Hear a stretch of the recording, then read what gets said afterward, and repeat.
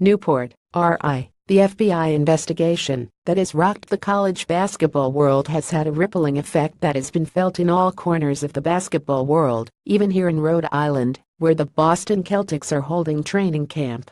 Among those affected by the investigation was Louisville head coach Rick Pitino, who was put on administrative leave without pay. Multiple reports indicate that the former Celtics head coach and team president will not return as the Cardinals head coach.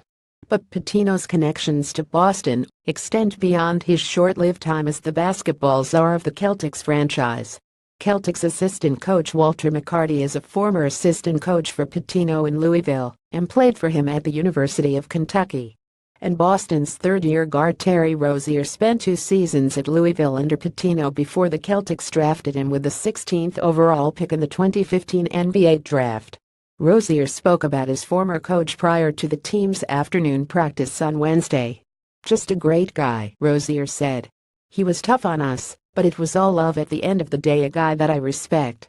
The 65-year-old Pitino will leave a Louisville program as one of the most decorated coaches in NCAA history, having won national titles at Kentucky 1996 and Louisville 2013 as part of 7 trips to the Final Four.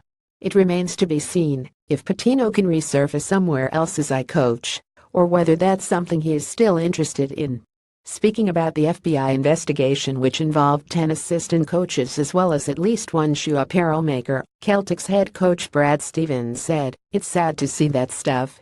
Stevens, who spent 6 seasons $20,072,013 as the head coach at Butler University, which included a pair of national runner-up 2010 and 2011 finishes prior to coming to Boston, still has close ties to the college game. So there's no question, while his focus remains steadfastly on the Celtics, there's no escaping how much he still deeply cares about the college game. "Clearly, there's an issue," Stevens said. "I think that there's a lot of guys that are going to be not talked about that are doing it right and have been doing it right for a long time. Certainly, I don't think you can paint college athletics with a broad brush. Certainly, there's a lot of guys doing it the other way too. One of the underlying issues in all this is the issue of whether college players should be paid. Here's Stevens' take on that topic. There's a small percentage of athletes that really brings a lot of attention to their programs and probably have some market value themselves at that age," Stevens said. "And then there's a large number of players on scholarship that don't bring their scholarship amount to the table from a marketing perspective. Right, the hard part from an NCAA perspective would be determining how you divide that, how you decide that." Stevens added, "But ultimately, that's somebody else's job. I have to coach the Celtics,